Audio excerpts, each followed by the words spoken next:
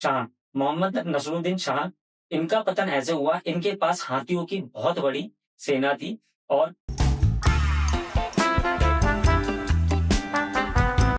आज जो हम बात करेंगे वो बात करेंगे तुगलक वंश की, कि तुगलक वंश कब आया और ये किसके पतन के बाद आया और इसका पतन किसने किया। तो नमस्कार दोस्तों, welcome back to our channel. तो स्वागत है एक बार फिर से आपका अपने यूट्यूब चैनल ज्ञानकोश लव में। तो आज हम आपको बता रहे हैं तुगलक वंश के बारे में। तो तुगलक वंश के जो स्थापक थे वो थे गयासुद्दीन तुगलक, जिन्होंने खिलजी वंश का पतन किया। उसके बाद यहाँ पे दिल्ली में राज किया। और गयासुद्दीन तुगलक के बाद जो आए वो मोहम्मद बिन तुगलक थे, और मोहम्मद बिन तुगलक के बाद बने फिरोज शाह तुगलक, जो उसके चचेरे भाई थे मोहम्मद बिन तुगलक के। तो इन्होंने यहाँ पे दिल्ली के अंदर जो संरचना की है वो 3 से 4 संरचना है इनकी। एक तो फिरोजाबाद कोटला जो फोर्ट है वो फिरोज शाह तुगलक ने बनवाया था। गयासुद्दीन तुगलक, जिन्होंने तुगलकाबाद का किला बनवाया और उस तुगलकाबाद के किले का निर्माण करवाया था। और उसके बाद जो आदिलाबाद किला बना था वो बना था मोहम्मद बिन तुगलक ने जो बनवाया था। तुगलकाबाद का किला पूरा नहीं हो पाया क्योंकि उसको एक शराब दिया हुआ था, वो एक शापित किला है। और जो शराब दिया था वो दिया था निजामुद्दीन औलिया ने। निजामुद्दीन औलिया ने उनको शराब इसलिए दिया था क्योंकि जब ये तुगलकाबाद फोर्ट का बनवाई हो रही थी, बनाया जा रहा था, जब इस तुगलकाबाद का निर्माण किया जा रहा था, तो उसी टाइम पे जो शहरी लोग थे उनके लिए पानी की व्यवस्था कम थी, तो उनके लिए कुएं का निर्माण कराना था, एक सीढ़ीदार कुआं बनवाना था। तो वो कुआं बनवाने के लिए उनको लेबर नहीं मिल रही थी, क्योंकि सारी की सारी जो लेबर थी वो तुगलकाबाद फोर्ट को बनाने में लगी हुई थी। इसी कारण जब उन्होंने ये बात तुगलकाबाद यानी कि गयासुद्दीन तुगलक से की, तो उन्होंने मना कर दिया। तो इस बात को सुन के उन्होंने उनको श्राप दिया कि ये जो किला है ये शापित रहेगा, यहाँ पे कभी भी निवास नहीं हो पाएगा। खिलजी वंश का पतन करके गयासुद्दीन तुगलक ने दिल्ली सल्तनत पे राज किया। उसके बाद जब इनके लास्ट जो राजा थे वो थे नसरुद्दीन शाह, मोहम्मद नसरुद्दीन शाह। इनका पतन ऐसे हुआ, इनके पास हाथियों की बहुत बड़ी सेना थी।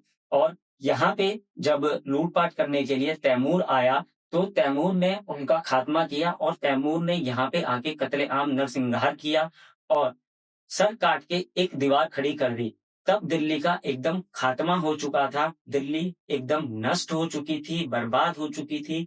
उसके बाद में जब तैमूर यहाँ पे मैक्सिमम टू मैक्सिमम 17 से 18 दिन के लिए आए थे, और उसी बीच उन्होंने यहाँ पे लूटपाट मचाई और यहाँ से सारा खजाना लूटा। और उसके बाद में नसरुद्दीन शाह का खात्मा कर, तुगलक वंश का अंत कर, वो यहाँ पे सैयद वंश की स्थापना करके खिज खान को बैठा के गद्दी पे अपना वापस रवाना हो गए।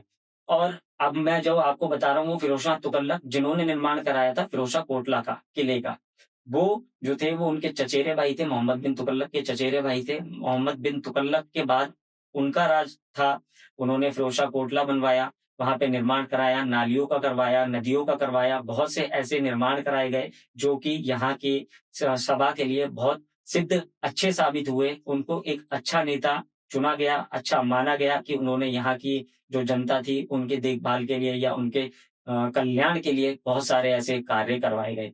और मोहम्मद बिन तुगलक जो गयासुद्दीन तुगलक के बेटे हैं, उन्होंने आदिलाबाद किले का निर्माण कराया। वो किला देखने में बहुत ही छोटा है, जैसे आम किले हैं, लाल किला आपने देखा होगा, तुगलकाबाद किला, इवन तुगलकाबाद किला भी आपने देखा होगा, वो भी इन सारे किलों को मिला करके देखा जाए तो उन सब में एक छोटा है।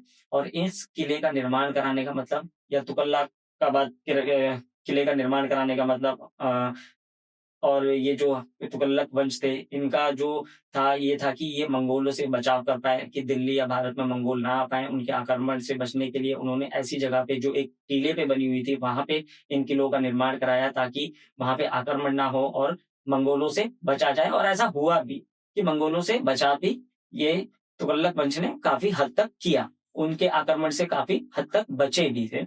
और महमूद बिन तुगलक जो मैं बता रहा हूँ उनके बेटे थे, उन्होंने उसका निर्माण कराया था। उसका निर्माण भी आधे में ही रह गया था। उनका भी कुछ ऐसे ही कहा जाता है कि उनकी भी कहानी कुछ ऐसे ही है। और जो गयासुद्दीन टॉम है वहाँ पे जहाँ पे इनकी कब्र है, तो वो कब्र का इन्होंने खुद गयासुद्दीन ने निर्माण कराया था। उनकी खुद इच्छा थी कि जब मैं मेरी मृत्यु हो तो मुझे वहीं दफन किया जाए। और वहीं दफनाया जाए। ऐसा कहा जाता है कि आज भी उनकी वहाँ पे जो है वो कब्र है, उनकी, उनकी पत्नी की और उनके बेटे की, और उनके जो सेनापति थे जफर, उनकी भी वहाँ पे उनके लिए भी एक बगल में टॉम्ब बनाया गया। उनका भी आज वहीं पे भी टॉम्ब है। और कहा जाता है कि वहाँ पे रात के टाइम कुछ ऐसी गतिविधियाँ होती हैं कि कुछ हॉन्टेड प्लेस भी बोला जाता है कि रात के टाइम वहाँ पे कोई जा नहीं सकता। और ये बोला गया है, वहाँ के जो आस-पास के निवासी हैं वो कहते हैं कि राजा आज भी यहाँ भटकते हैं और देखते हैं कि मेरा एक टाइम पे यहाँ साम्राज्य था और यहाँ पे आज ये हालत है इस जगह की। तो दोस्तों, आज की वीडियो हम यहीं समाप्त करते हैं और आशा करते हैं वीडियो आपको पसंद आएगी। तो अगली वीडियो के लिए हमारे साथ जुड़े रहें। धन्यवाद।